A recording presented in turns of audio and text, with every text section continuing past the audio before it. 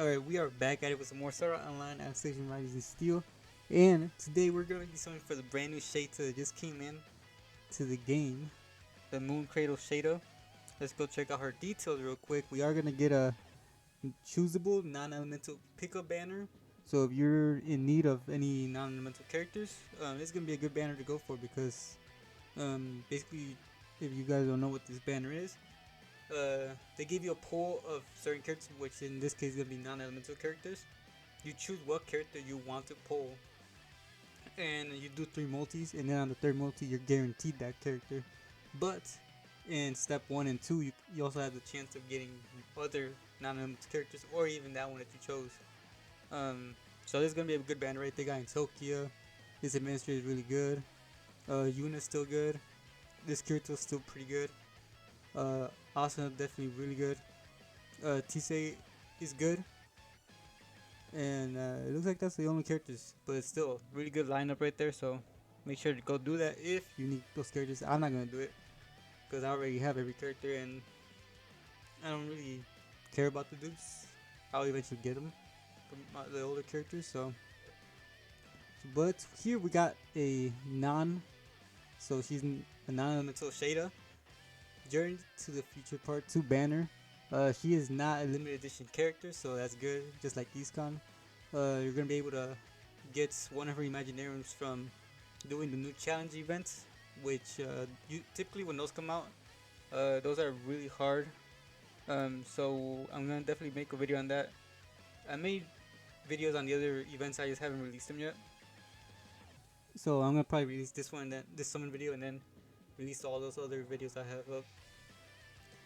But just like Iskan, you can get her Imaginarium from that event, and you can also get 2 of her Imaginarium copies from the exchange shop. So today we're only gonna be selling for 2 copies, like Iskan. So this is the Trio's Future Sheyta. She's an enhancement character with Break and Assault.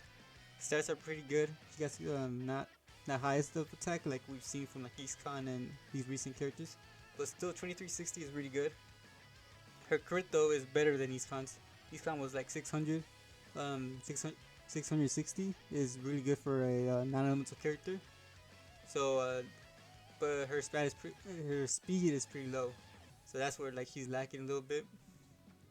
So let's go check out her skills in enhanced mode because enhanced mode character usually use them here. So we got an enhanced sharpness and linear break.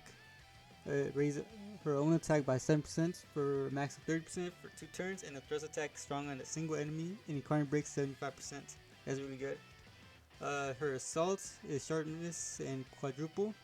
Pain raises own attack by 7%, max of 30% for 2 turns, and thrust attack extra strong on a single enemy. Deals 15% additional damage on enemies inflicted with physical resistance or magic resistance debuffs. And then her incarnate is Vigil Celestial Flower. Enhanced mode, incarnate thrust attack on a single enemy, deals 15% additional damage on enemies inflicted with Fizz Res or Magic Res debuffs. And then she got her good effects for the Imaginarium, where they reduce required MP by 5% for an unlimited amount of turns. So during the whole game or the whole match you're doing, you're gonna be getting that. And then it also increases attack by 6% at the start of the battle for 2 turns. So for 2 times she's on the rotation, she will get that. But this is only active when there's non-elemental enemies.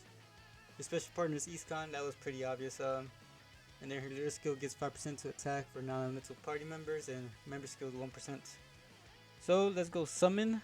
I haven't actually seen her animation yet, so I mean, judging from what we've seen from Iskan's, it's gotta be pretty good, right? It gotta be a unique one too, because it's Moon Cradle Sheyta. So we don't really see a lot of Sheyta. Of course, we've seen like some of what was going on with her and Iskan and like everyone else in the story events, where they even actually showed some like models on the live stream when they first showed off like Iskan and Sheyta. At first, it looked like they were just gonna be like part of the story event models, but then we actually did end up getting them, and they actually showed their baby. and that's probably why her name is like the trio's future. So it's always interesting to see what like how characters develop, right? Since we don't really not a lot of people like know about Moon Cradle stuff, because typically people just stay with the anime. But the novel is actually pretty good, but we're not getting lucky here. Again, we're only searching for 2 copies here. We're not. That's why I don't have a lot of cubes here. So hopefully we can actually get her pretty early. Not like Iskan actually had us working for him. And honestly, I feel like we're getting something. I feel like they could have made Sheyta team up a little bit better with Iskan if they actually instead of like getting a buff from enemies being debuffs, um, she actually was the one debuffing the enemies, because Iskan also relies on the enemies being debuffed to get like additional damage. So I feel like they messed up there. Well, okay, we got night. I mean, we got sunset. So definitely, I feel like they could have changed that bit, but it's alright. It's still gonna be pretty interesting, like running both Iskan and Shade on the same team, because I feel like they're gonna be working really well together. Um, Aside from that, if you're summoning for these Sheyta or still even for Iskan, I hope you all the best of luck, because like I said, they're pretty. Iskan definitely is like a more of a jaw-dropping character than Sheyta, because he brings something different. But that's a lot, 3 stars. Alright, we're on set 5 guarantee, but Iskan brings something different to the team, where it's similar to like the counter characters like Broccoli and Intokia, but yet he has like that unique continuous damage that just like it's crazy, like the amount of damage you can actually output with it. And then Shade being like a break character. Uh, let's see. In terms of break characters, non-elemental characters. We got Tisei. I can't use her though. Sheyta, no. Alright, wait. I'm pretty sure I can't use that Tisei. But she's still, she's in like in weird position, because the characters in here that have both charge and break, like you would assume they're pretty good. Like they're really good, right? Because they got both. But it really depends on like the way you're playing, like your strategy, because they don't, the way they debuff those characters, or like they nerf them, was that they don't do a lot of break. They don't have like a high percentage in break or charge. I think the charge is like 20% for them, right? Then break isn't that big neither. And wow, we're already at step 7. No Sheyta. We're doing this. Alright, let this be a double Sheyta multi. But like when she came out, Tisei was good when she came out. I still use her till this day, but it's like it's really weird to play with charge break characters. So basically, enhanced mode characters are like the way to go, basically in this game, because especially for ranking events, you definitely want to do more damage, and enhanced mode characters bring that to the table, alongside with like doing side effects like charge, break, debuffing the enemies, and all that good stuff. Alright, let's skip. This is gonna be Sheyta. I can feel it. Yeah, let's go. Ooh. Alright. Interesting.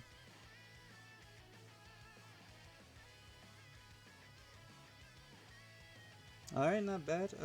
It's kind of. Alright, look. You guys saw, right? She doesn't have a weapon. There we go. Double multi Sheyta. We're done. We're done. I'm about to say it was a triple. Oh, but we're done. Alright, we'll take that. Step 7, just like Eastcon. That was interesting. Like I said, look. he saw her incarnate. No weapon, right? Just she used her karate hand. Basically, she was a master of martial arts right there. But look, we summoning for a weapon, and that's interesting, right? Like that's one thing I found interesting about this game, where even if a character doesn't have an incarnate, or like they do have an incarnate, but they don't have a weapon, or like they still give them a weapon, and it's even weirder for characters like what was his name? Yeah, I rarely use him. Nergirius, I think that's how you say it. Because even his name, they call him the. I think it was like the Green Spearman. He has a spear in his incarnate, and then you summon for a sword. It was so weird. But let me know down below what you think. What you guys think of Sheyta here. Like I said, she doesn't seem that impressive. But like I said, I feel like she's gonna be doing good damage. She's gonna be teaming up well with Eastcon, because you definitely want to run Eastcon, and if you're running Eastcon, might as well just run this Sheyta too. Because in terms of break character, let's go check out break characters real quick. Because this team. Because break characters, can't think off the top of my head who is a good break character in here. All right, so we got Xenon there on the top row. Bercoli, pretty old. We got ranking Tise. We got that Tise we just pulled. I can actually still use 2 more dupes of her. Ranking Tise. We did get that character that came out with us. And, we got in Tokyo, but you mainly want to use him for his counters though. So you want to like focus on his assault because it provokes the enemy. So I rarely use his break. We got Yu-Gi-Oh, we got Alice, we got Renly, we got that Kirito ranking from the Ordinal, and we got Sheyta. Yeah, definitely non-elemental characters did need a good break character. Because what I would think that is a good character to have right now, Alice, this Alice right here. She's good, especially with her like her buffs that she gives to the team, critical damage. Renly is a good choice to have for support, not mainly for his break. And this Kirito is still really good. He came out like a couple months ago, but he's still really good. But yeah, definitely Sheyta was a good addition to this team, and like I said, she's gonna team up very well with Eastcon. So that's gonna be the video, guys. If you enjoyed this little summoning session, make sure to leave a like, subscribe if you're new. Like I said, we're gonna be using these characters in the new events that came out, right? We got the powerful enemy mission there challenge. I'm still gonna go back to the ranking event. I haven't really done a lot of it, but I want to get to the EX stages and make a video on that, like on those stages, to see exactly how hard they are. And yeah, that's gonna be it. Let me know down below if you did summon, and if you did, were you lucky enough to pull Sheyta or Eastcon, or even if you're still summoning for like who's still out, 80s and Kirito and Asuna. Let me know down below. And that's gonna be it. Yeah, that's gonna be it. So I'll see you all in the next video. Bye everyone.